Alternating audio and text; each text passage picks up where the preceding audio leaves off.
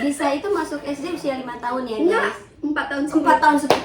Jangan ditiru, jangan ditiru. Mama, teman Mbak sudah mulai tumbuh. Enggak. Mbak baru mau tumbuh gigi. Tumbuh gigi.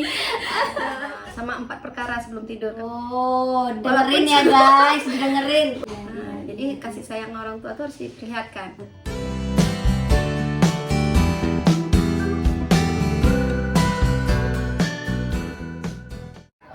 Kursuskan saja.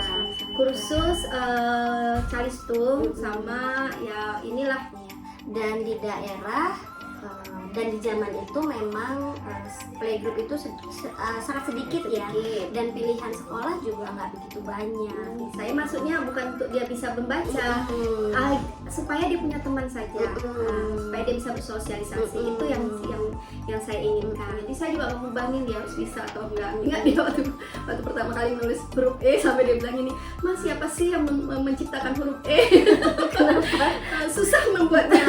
Kita hapuskan aja ya Mbak dari seluruh dunia.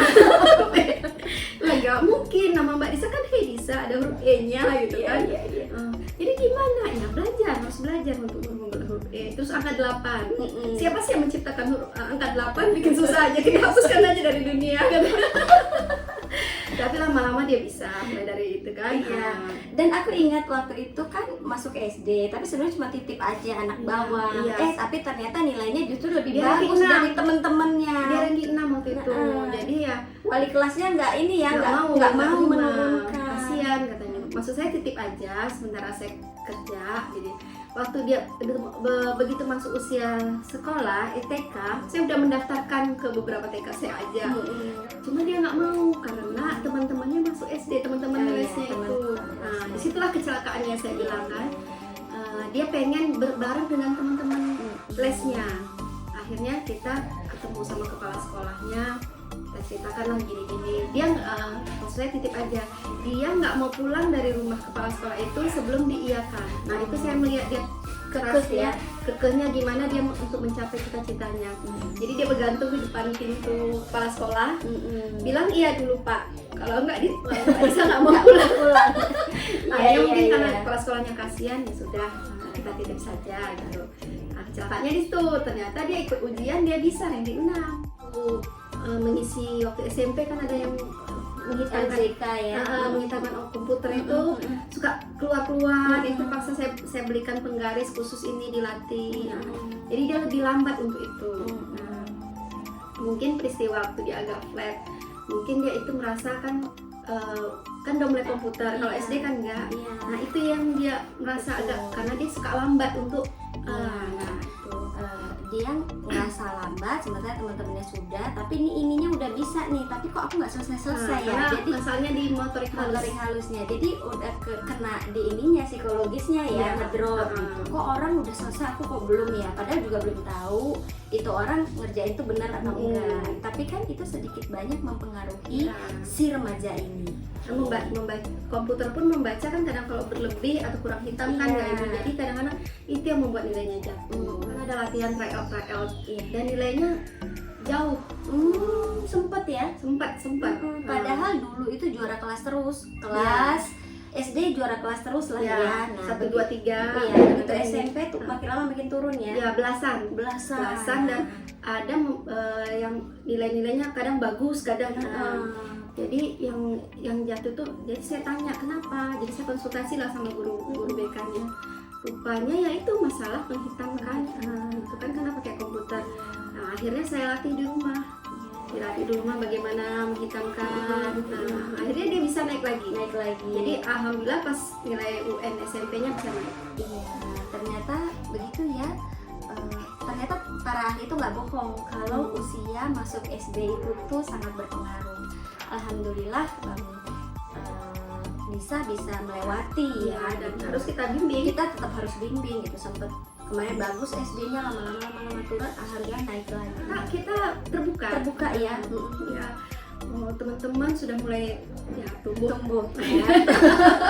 Dia sampai bilang gini, Mama, teman Mbak sudah mulai tumbuh. Mbak baru mau tumbuh gigi. Kan giginya masih ompong, teman-temannya sudah mulai pertumbuhan fisiknya ya. Mereka cerita tentang haid, tentang apa gitu. Jadi dia cuma bisa mendengarkan, dia tidak mengalami. Iya. Emang ada rasa gimana lah Iya, gitu. Nah, pasti. tapi sekarang kan udah mulai dia mengalami, dia bisa harus bisa mengejar. Jadi kita kasih bimbingan. Ya itulah resikonya kalau dia tidak dipercepat dengan Dipercepat, teman-temannya. bener. Apalagi waktu awal-awal dia masuk SD dia paling muda. Iya. Begitu masuk ke kelas 11, adik-adik kelasnya juga lebih tua dari dia. Oh iya, Disa itu masuk SD usia 5 tahun ya? Enggak, guys? 4 tahun 4 tahun jangan ditiru, jangan ditiru. Tentang keberanian dia ya karena kita ngasih contoh gimana dia memimpin rapat, dia duduk di pojokan, dia ngeliat gimana kita ngomong di depan, gimana ini. Kadang-kadang dia kepengen contoh sama kita, ya udah saya biarkan aja, dia melatih sendiri di depan kaca, dia ngomong gitu. Begitu juga adiknya, jadi adiknya juga mungkin karena melihat contoh seperti itu, lihat papanya gimana memimpin rapat atau apa, jadi dia termotivasi dan ada contoh dan role modelnya sendiri ya. Melihat gimana kita rapat, gimana kita tampil di depan umum. Nah, jadi dia mungkin jadi kalau misalnya saya nggak ini kan begitu ada lomba-lomba, dia mau ikut. Nah, dia mau ikut. Saya nggak bilang harus menang harus apa, nggak, yang penting tampil aja dulu. Tapi lomba itu dari siapa? Dianya, dari Mbak Disanya atau dari pertama-tama dia kan nggak tahu ada lomba atau Iya. apa. Waktu itu ada lomba untuk pidato TB ya, TBC, tingkat provinsi, tingkat kota Madya Pekanbaru, yang ngadain puskesmas. Jadi kebetulan panitia yang untuk ini antar puskesmas, panitia itu ada bidan saya bilang udah anak ibu aja lah, kita nggak punya calon lagi gitu, jadi dadakan. Kita betul, iya. Jadi waktu itu saya juga ada tugas keluar kota. Saya bilang bisa nggak ya dia ini gitu. Saya titip aja sama teman saya yang bidan ini, tolong dia didampingin dan diajarin gimana, jadi dilatih. Betul dia mau. Nah, saya nggak bilang dia harus menang harus apa, enggak. Jadi dikasih draftnya apa, jadi gimana apa itu penyakit TBC dengan pemikiran anak SD. Nah, jadi kebetulan udah saya keluar kota, jadi bidan saya itu mendampingin lombanya gimana. Begitu selesai, kebetulan dia menang. Oh, juara?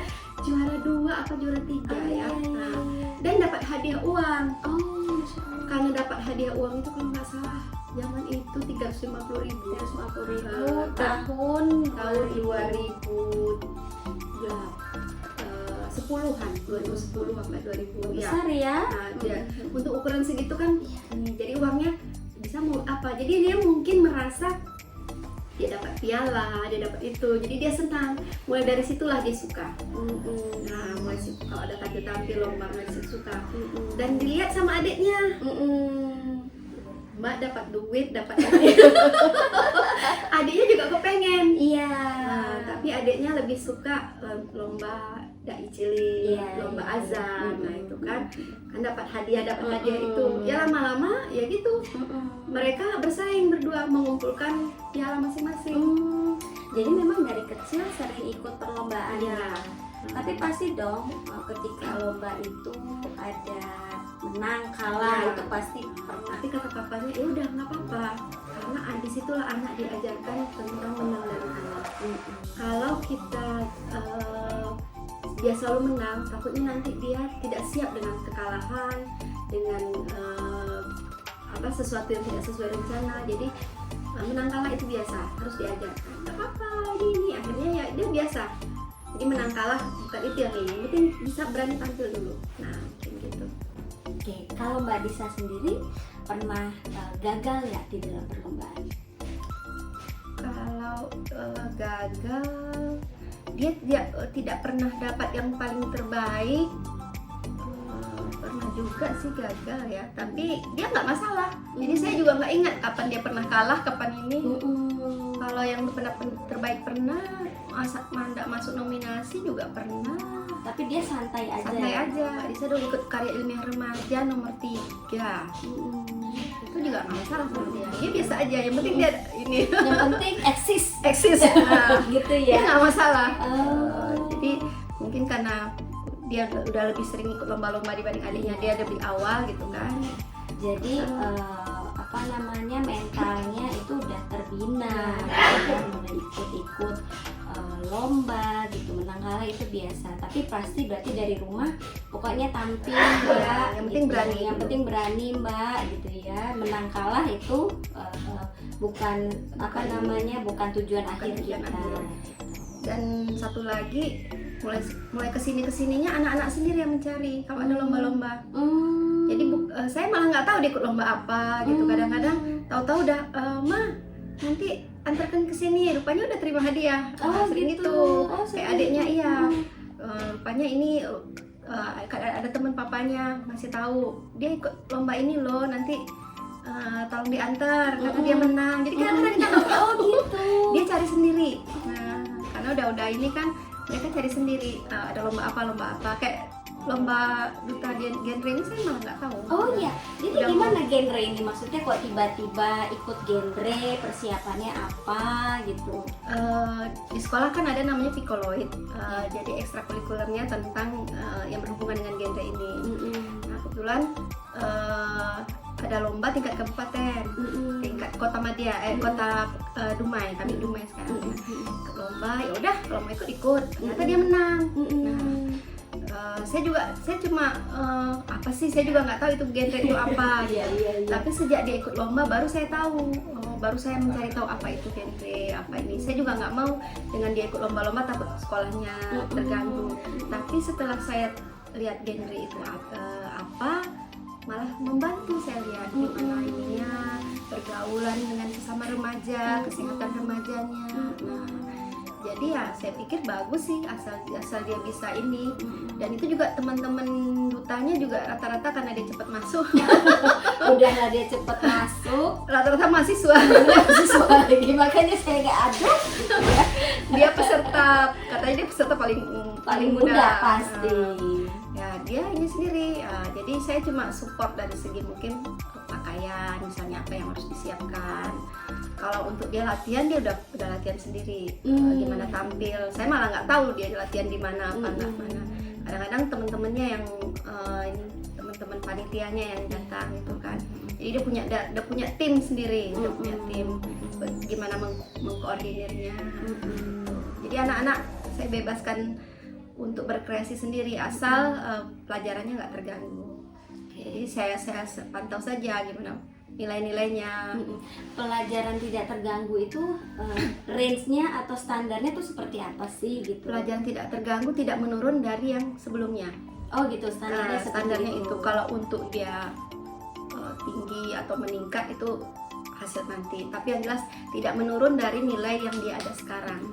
Kami juga tekankan bukan yang dia dalam kehidupan itu bukan cuma IQ yang perlu, tapi EQ. Gimana dia berinteraksi, gimana dia memimpin, gimana dia bekerja sama dengan teman-temannya. Karena nanti di dunia kerja kan teamwork rata-rata. Itu yang diajarkan papanya. Teman-temannya yang dulu misalnya yang juara, yang apa, belum tentu dia akan lebih berhasil. Jadi kita mengajarkan sama anak-anak itu teamwork. Bagaimana anak-anak itu bisa bekerja sama dengan orang lain. Itu yang penting, gimana cara ininya. Jadi gimana bisa dia memanage waktunya itu. Kadang-kadang kami cuma membelikan buku atau apa, saya cuma memantau, sudah dibaca bukunya. Akhir nih, karena mau pulang ya. Nanti kita sambung lagi ya. Value apa sih gitu? Pasti dong setiap keluarga tuh punya value gitu. Value apa yang selalu ditekankan di anak-anak, di keluarga? Yang pertama agama. Nah, kita tekankan kalau orang itu sudah baik agamanya, itu yang paling penting. Saya tidak minta anak saya berprestasi atau apa, masuk ini menjadi apa. Yang penting anak-anak bahagia. Itu yang paling penting. Kalau dia sudah bahagia, apapun menurut saya dia berhasil. Yang kedua, bagaimana dia menghargai diri sendiri. Satu lagi, yang penting doa. Karena apapun keinginan kita, kalau Allah tidak berkehendak, ya ini. Jadi setiap apapun doalah. Kadang-kadang itu yang membuat anak selamat. Jadi sebelum tidur selalu saya doakan. Jadi sebelum tidur saya selalu mengunjungi kamar anak-anak. Oh gitu. Iya, iya. Di kamar anak-anak walaupun sudah besar ya, Iya. kadang masih cipika-cipiki. Itu ada rutinitas. Oh. Cipika-cipiki, apalagi kalau zaman Covid ini, masa pandemi ini, vitaminnya. Jadi sebelum tidur saya pastikan anak-anak sudah minum vitaminnya. Sama 4 perkara sebelum tidur. Kami ada ini 4 perkara. Oh, ada peraturan rumah Iya, 4 perkara apa aja perkara. tuh? Yang pertama sebelum tidur tuh ada ya doa sebelum tidur. Yang kedua nanti ada apa? Membaca surat Al-Ikhlas. Kemudian salawat Nabi. Kemudian takbir itu subhanallah alhamdulillah itu sama istighfar. Jadi sebelum tidur saya selalu ingat 4 perkara sudah. Gitu. Oh gitu, Masya Allah, bisa ditiru ya, bisa saya terapkan juga. Nah, jadi selalu diingat 4 perkara ya nak, ya 4 perkara. Jadi sebelum tidur dia benar-benar nyaman, plong gitu Tidur kan. dalam lindungan Allah gitu. Iya, tidur dalam lindungan Allah dan merasa bahwa ada perhatian orang tuanya. Jadi sebelum tidur selalu buka dulu kamarnya gimana. Oh, dengerin ya guys, dengerin. Walaupun sudah SMA sampai Sudah SMP, besar, betul. pasti cipika-cipiki sebelum Iya, tidur. iya, iya. Jadi kasih sayang orang tua itu harus diperlihatkan. Betul. Gitu. Sebelum kita ngobrolnya tentang doa nih, tadi kan sempat ya yang nomor 2 itu kita anak menghargai dirinya sendiri. Ya. Itu gimana tuh menanamkannya? Menghargai dirinya sendiri ditanamkan, dia harus punya nilai lebih dibanding orang lain. Nilai lebih ini maksudnya apa? Kalau dia seorang pelajar, dia punya nilai lebih. Entah dia itu punya sesuatu keahlian yang memang dia suka. Misalnya dia suka bahasa Inggris atau dia suka ini, dia nggak cuma pelajar, tapi dia pelajar yang ahli dalam bahasa Inggris, tapi yang sesuai dengan minatnya. Itu diajakin ngomong. Iya. Oh, diskusi. Ya. Jadi kadang-kadang kalau dia bikin kesalahan, ada nanti nama sesi sidang namanya. Sesi sidang. Iya. Kalau dia ada salah, jadi sesi sidang. Nanti kalau anak-anak sama papanya kan segan ya. Iya. Nah, jadi sesi sidang nanti dipanggil sama papanya seolah-olah sidang. Situasinya itu ketika makan, ketika apa? Diselesaikan dulu semua, makan sudah siap, sholat Sebelum. sudah siap. Pokoknya memang khusus waktu untuk sidang. Oh. Jadi udah selesai makan, sudah selesai semuanya, jadi khusus waktu untuk sidang. Jadi tidak ada lagi yang mengganjal. Nah, nanti bapaknya nanya gimana kejadian sebetulnya misalnya gitu kan. Nanti apa alasannya, gimana tanggapan orang tua. Kadang-kadang sidangnya sampai menangis memang. Tapi di situ dilatih ya. Iya. Iya, kebayang dong misalnya kita skripsi berhadapan sama dosen. Iya. Jadi Kesalahannya juga, apa? benar, terlatih juga untuk ngomong, terlatih juga untuk menata bahasa, terlatih juga untuk apa ya? Kita mempertahankan dirinya gitu. Even kita salah pun kita harus kadang-kadang mengatur bahasa dengan baik dan Ya, benar. jadi kadang-kadang misalnya siapa yang buat salah, misalnya si Mbak nih buat salah, nanti adiknya Mbak dipanggil papa sidang. Udah deg-degan gitu ya. Iya, kadang-kadang gini, udah kita kasih clue-nya. Papanya pulang kerja gitu atau gimana, nanti bilang Mbak nanti abis makan kita sidang. Nah, jadi mbaknya bilang mikir apa sih salah saya gitu. Iya. Jadi dia dipersiapkan. Nah, kadang-kadang kita kasih kenapa masalah ini. Nah, itu disidang sampai menangis memang. Tapi setelah itu sudah ya lega Ya, ya. sudah. Kita maunya apa yang kita khawatirkan sebagai orang tua gitu. Jadi dia apa, kenapa, alasannya. Jadi ya itulah. Jadi nggak hanya dari sudut pandang anak, tapi sudut pandang orang tua. Jadi biar anak paham, kenapa sih kok orang tua saya marah gitu ya. Kadang-kadang kan orang tua suka marah, ya dari sisi orang tuanya aja, orang tua nggak dengar dari sisi anak. Oke. Kemudian yang terakhir di sidang ya, ritual doa apa yang memang selalu nggak pernah putus nih untuk anak-anak, mulai dari kecil sampai sekarang. Ritual doa ya, pertama doa sebelum tidur saya kunjungi itu. Kemudian ya seperti biasa namanya orang tua, doa setiap sholat selalu kita doakan anak-anak kita ikhlaskan apapun itu. Yang kalau saya sendiri, saya berdoa saya dan suami diberi umur panjang untuk terus mendampingi anak-anak sampai ke cucu. Yang kedua, anak itu diselamatkan dari segala macam penyakit dan mara bahaya, dari pengaruh buruk lingkungannya, pengaruh buruk teman-temannya, dari segala macam musibah, itu entah musibah kecelakaan lalu lintas, musibah apapun. Nah, itu selalu kita doakan setiap setiap habis sholat. Jadi bagaimanapun doa seorang ibu itu Mustajab. Jangan sampai lupa untuk mendoakan anak-anak. Kemudian ada ini nggak, maksudnya anak-anak kalau ikut lomba ikut apa gitu suka doain ya mas, Iya. gitu nggak ya? Itu bukan doa orang tua aja, kadang-kadang nelpon eyangnya, nelpon omanya, nelpon tantenya, nelpon ini, Iya, minta iya, doa ya, minta doa gitu. Jadi doa sekampung. Kadang-kadang di grup-grup pun saya ini tolong ya doain anak saya. Kadang-kadang temen si anak juga bilang mama lebay, jadi malu ini. Nggak apa-apa, yang penting support dari semua orang. Jadi dia merasa kita tuh support. Aduh, Masya Allah cukup banyak ya yang kita pelajari meskipun hanya sedikit ya. Mungkin nanti kita akan lanjut lagi, kita akan ngobrol lagi kapan-kapan ya. Mudah-mudahan cerita mamahnya Disa ini gitu ya bisa menjadi inspirasi untuk kita semua agar kita sebagai ibu keluarga gitu ya bisa menjadi lebih baik untuk menjadikan anak-anak soleh-soleha gitu ya dan memperbaiki generasi Indonesia. Oke, bye. Assalamualaikum warahmatullahi wabarakatuh.